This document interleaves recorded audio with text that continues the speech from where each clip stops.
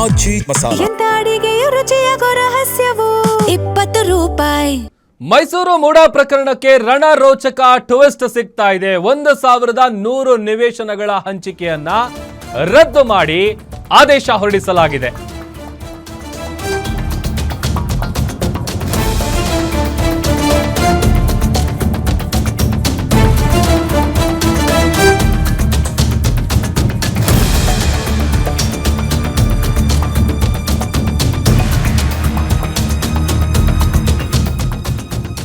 ಮೈಸೂರು ಮೂಡಾ ಪ್ರಕರಣಕ್ಕೆ ರಣರೋಚಕ ಟ್ವಿಸ್ಟ್ ಸಿಗ್ತಾ ಇದೆ. 1100 ನಿವೇಶನಗಳ ಹಂಚಿಕೆಯನ್ನ ರದ್ದು ಮಾಡಿ ಆದೇಶ ಹೊರಡಿಸಲಾಗಿದೆ.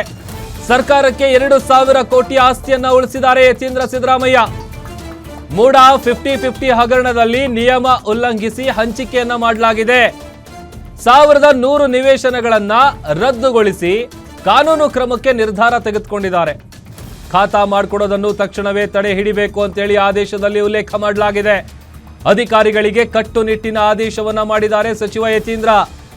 ಈ ಹಗರಣದ ಕುರಿತು ತನಿಖಾ ವರದಿಯ ಮೇಲೆ ಸಚಿವರು ಮಹತ್ವದ ನಿರ್ಧಾರವನ್ನ ತೆಗೆದುಕೊಳ್ತಾರೆ. ಸಿದ್ದರಾಮಯ್ಯ ಅವರು ಮುಖ್ಯಮಂತ್ರಿ ಆಗಿದ್ದಂಥ ಸಂದರ್ಭದಲ್ಲಿ ಬಹಳ ಸದ್ದು ಮಾಡಿದಂತಹ ಮೂಡಾ ಪ್ರಕರಣಕ್ಕೆ ಇದೀಗ ರಣರೋಚಕ ಟ್ವಿಸ್ಟ್ ಸಿಗ್ತಾ ಇದೆ. 1100 ನಿವೇಶನಗಳ ಹಂಚಿಕೆಯನ್ನ ರದ್ದು ಮಾಡಿ ಆದೇಶವನ್ನ ಹೊರಡಿಸಿ ಸರ್ಕಾರಕ್ಕೆ 2000 ಕೋಟಿ ಆಸ್ತಿ ಉಳಿಸಿದ್ದಾರೆ ಯತೀಂದ್ರ ಅವರು. ಈ 50-50 ಅನುಪಾತದಲ್ಲಿ ನಿಯಮವನ್ನ ಉಲ್ಲಂಘಿಸಿ ಹಂಚಿಕೆ ಮಾಡಲಾಗಿದೆ. ಹೀಗಾಗಿ 1100 ನಿವೇಶನಗಳನ್ನು ರದ್ದುಪಡಿಸುವಂತೆ ಒಂದು ಆದೇಶವನ್ನು ನೀಡಲಾಗಿದೆ. ಮೈಸೂರು ನಗರಾಭಿವೃದ್ಧಿ ಪ್ರಾಧಿಕಾರ ಅಂದರೆ ಮೂಡಾದಲ್ಲಿ ನಡೆದಿದೆ ಎನ್ನಲಾದಂತಹ ಬಹುಕೋಟಿ ಮೌಲ್ಯದ 50-50 ಹಗರಣಕ್ಕೆ ಸಂಬಂಧಪಟ್ಟಂತೆ ಮೈಸೂರು ಜಿಲ್ಲಾ ಉಸ್ತುವಾರಿ ಹಾಗೆಯೇ ನಗರಾಭಿವೃದ್ಧಿ ಸಚಿವರಾದಂಥ ಡಾಕ್ಟರ್ ಯತೀಂದ್ರ ಸಿದ್ದರಾಮಯ್ಯ ಅವರು ಕಠಿಣ ಕ್ರಮವನ್ನು ಕೈಗೊಂಡಿದ್ದಾರೆ. ನಿಯಮ ಮೀರಿ ಹಂಚಿಕೆಯಾಗಿದ್ದ ಬರೋಬ್ಬರಿ 1100 ನಿವೇಶನಗಳನ್ನ ರದ್ದುಗೊಳಿಸುವ ಮೂಲಕ ಸಚಿವರು ಶಾಕ್ ಕೊಟ್ಟಿದ್ದಾರೆ. ಅಲ್ಲಿಗೆ 2000 ಕೋಟಿ ಮೌಲ್ಯದ ಆಸ್ತಿ ರಕ್ಷಣೆ ಆದಂತಾಗುತ್ತೆ. ಈ 50-50 ನಿಯಮದಡಿ ಅಕ್ರಮವಾಗಿ ಹಂಚಿಕೆಯಾಗಿದ್ದ ಸುಮಾರು 1100 ನಿವೇಶನಗಳ ಹಂಚಿಕೆಯನ್ನ ಸಚಿವರು ತಕ್ಷಣವೇ ಜಾರಿಗೆ ಬರುವಂತೆ ರದ್ದುಗೊಳಿಸಿದ್ದಾರೆ.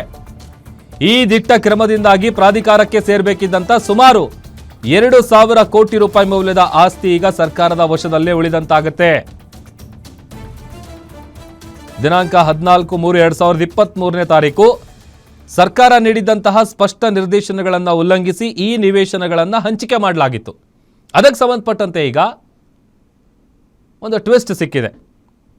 ನಿಯಮವನ್ನು ಉಲ್ಲಂಘಿಸಿ ನಿವೇಶನಗಳ ಹಂಚಿಕೆ ಕಾರ್ಯ ಆಗಿರುವಂತಹ ಹಿನ್ನೆಲೆಯಲ್ಲಿ ಈ ಹಗರಣದ ಕುರಿತು ತನಿಖೆಯನ್ನ ನಡೆಸಿತ್ತು ಏಕಸದಸ್ಯ ವಿಚಾರಣಾ ಆಯೋಗ. ಅದರ ಜೊತೆಗೆ ಉನ್ನತ ಮಟ್ಟದ ತಾಂತ್ರಿಕ ಸಮಿತಿಯನ್ನ ಕೊಟ್ಟಿರುವಂಥ ವರದಿ ಏನಿದೆ ಅದರ ಆಧಾರದ ಮೇಲೆ ಸಚಿವರು ಈ ಮಹತ್ವದ ನಿರ್ಧಾರವನ್ನು ತೆಗೆದುಕೊಂಡಿದ್ದಾರೆ ಅಂತೇಳಿ ಗೊತ್ತಾಗ್ತಾ ಇದೆ.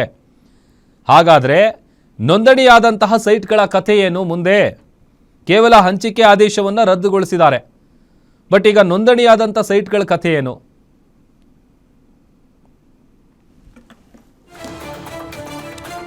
ಮತ್ತಷ್ಟು ಡೀಟೇಲ್ಸ್ ಕೊಡ್ತಾರೆ ನಮ್ಮ political reporter Durgesh Naik live join ಆಗ್ತಾ ಇದ್ದಾರೆ. ದುರ್ಗೇಶ್, ಒಂದು ಕಡೆ ಈ 50-50 ಅನುಪಾತದಲ್ಲಿ ಹಂಚಿಕೆಯಾಗಿದ್ದಂಥ 1100 ನಿವೇಶನಗಳು ಅದನ್ನು ರದ್ದು ಮಾಡೋದಕ್ಕೆ ಸಂಬಂಧಪಟ್ಟಂತೆ ಆದೇಶ ಕೊಟ್ಟಿದ್ದಾರೆ. ಬಟ್ ಈಗ ನೋಂದಣಿಯಾದಂಥ ಸೈಟ್ಗಳ ಕಥೆ ಏನು ಹಾಗಾದರೆ ಅಂತ?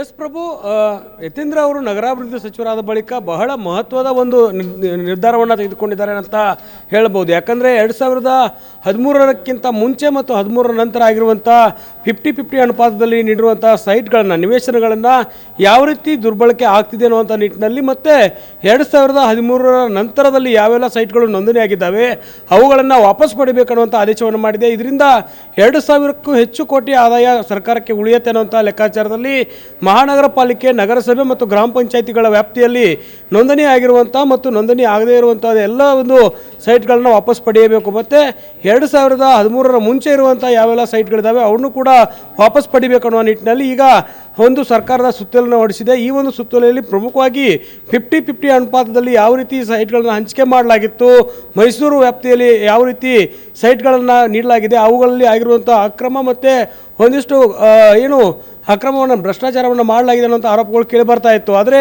ಇದೆಲ್ಲವನ್ನೂ ಕೂಡ ಒಂದು ಸೂಕ್ತವಾದಂಥ ತನಿಖೆಯನ್ನು ಮಾಡಬೇಕು ಅನ್ನುವಂಥದ್ದು ಒಂದು ಕಡೆ ಸಾಕಷ್ಟು ಕೂಗುಗಳು ಕೇಳಿ ಬರ್ತಾ ಇತ್ತು. ಆದರೆ ಯತೀಂದ್ರ ಅವರು ಈಗ ಮಾಡಿರುವಂಥ ಆದೇಶ 1100 ನಿವೇಶನಗಳನ್ನು ವಾಪಸ್ ಪಡೆಯುವ ಮೂಲಕ 2,000 ಕೋಟಿಗೂ ಹೆಚ್ಚು ಹಣವನ್ನು ರಾಜ್ಯ ಸರ್ಕಾರಕ್ಕೆ ಉಳಿಸುವಂಥ ಕೆಲಸವನ್ನು ಮಾಡ್ತಿದ್ದಾರೆ. ಒಂದು ಕಡೆ ಮೂಡ ಸಾಕಷ್ಟು ಸದ್ದು ಮಾಡಿತ್ತು, ಸಿದ್ದರಾಮಯ್ಯನವರು ಕೂಡ ಬದಲಿ ನಿವೇಶನವನ್ನು ಪಡೆದಿದ್ದಾರೆ ಅನ್ನುವಂಥ ವಿಚಾರದಲ್ಲಿ ಚರ್ಚೆಗಳಾಗ್ತಾ ಇತ್ತು. ಹೀಗಾಗಿ ಸಿದ್ದರಾಮಯ್ಯನವ್ರ ಮೇಲೆ ತನಿಖೆ ಕೂಡ ಆಗಿತ್ತು. ಆದರೆ ಇಲ್ಲಿ ಬಿ ರಿಪೋರ್ಟ್ ಸಲ್ಲಿಕೆ ಮಾಡುವಂಥ ಕೆಲಸ ಕೂಡ ಆಗಿ ಸಿದ್ದರಾಮಯ್ಯ ಅವರು ರಿಲೀಫ್ ಆಗಿದ್ರು. ಇದೀಗ ನಗರಾಭಿವೃದ್ಧಿ ಸಚಿವರಾಗಿ ಯತೀಂದ್ರ ಸಿದ್ದರಾಮಯ್ಯ ಬಂದಿರೋದ್ರಿಂದ ಮೂಡ ವ್ಯಾಪ್ತಿಯಲ್ಲಿ 50-50 ಅನುಪಾತದಲ್ಲಿ ಯಾವ ರೀತಿ ಸೈಟ್ಗಳನ್ನು ಹಂಚಿಕೆ ಮಾಡಲಾಗಿದೆ, 1100ಕ್ಕೂ ಹೆಚ್ಚು ಸೈಟ್ಗಳನ್ನು ವಾಪಸ್ ಪಡೆದುಕೊಳ್ಳೋದಕ್ಕೆ ಮಹತ್ವವಾದಂಥ ಆದೇಶವನ್ನು ಮಾಡಿರುವಂಥದ್ದು. ಇದು ಮುಂದಿನ ದಿನಗಳಲ್ಲಿ ಯಾವ ರೀತಿ ವಿರೋಧವನ್ನು ವ್ಯಕ್ತ ಆಗುತ್ತೆ ಇದಕ್ಕೆ, ಮತ್ತು ಸೈಟ್ಗಳನ್ನು ಪಡೆದವರು ನೋಂದಣಿ ಮಾಡಿಕೊಂಡವರು ಯಾವ ರೀತಿ ವಿರೋಧವನ್ನು ವ್ಯಕ್ತಪಡಿಸ್ತಾರೆ ಅನ್ನುವಂಥದ್ದು ಕೂಡ ಭಾಳ ಮುಖ್ಯ ಆಗುತ್ತೆ. ಒಂದು ಕಡೆ 2013 ನಂತರ ಆಗಿರುವಂಥ ಆದೇಶಕ್ಕೆ ಈಗ ಸದ್ಯಕ್ಕೆ ಆದೇಶವನ್ನು ಮಾಡಿರುವಂಥದ್ದು.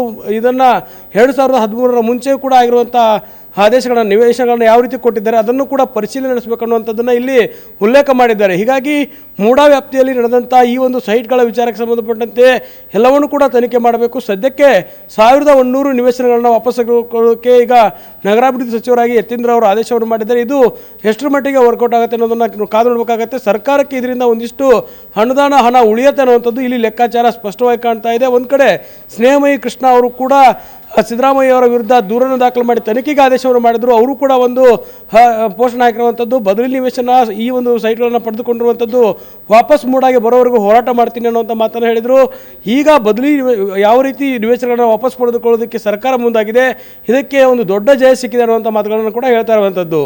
ಪ್ರಭು ದುರ್ಗೇಶ್, ಇಲ್ಲಿ ಇನ್ನೊಂದು ವಿಚಾರ, ಈಗ ನಿವೇಶನ ಪಡೆದಿರುವಂಥವ್ರು ಏನಾದರೂ ಕಾನೂನಾತ್ಮಕ ಹೋರಾಟಕ್ಕೆ ಅಥವಾ ಕೋರ್ಟಿನ ಕದ ತಟ್ಟಿದ್ರೆ ಈ ಸರ್ಕಾರ ಕೊಟ್ಟಿರುವಂಥ ಈ ಆದೇಶಕ್ಕೆ ಏನಾದರೂ ತಡೆ ಬೀಳ್ಬೋದಾದಂಥ ಚಾನ್ಸಸ್ ಇದೆಯಾ, ಹೇಗೆ ಅಂತ?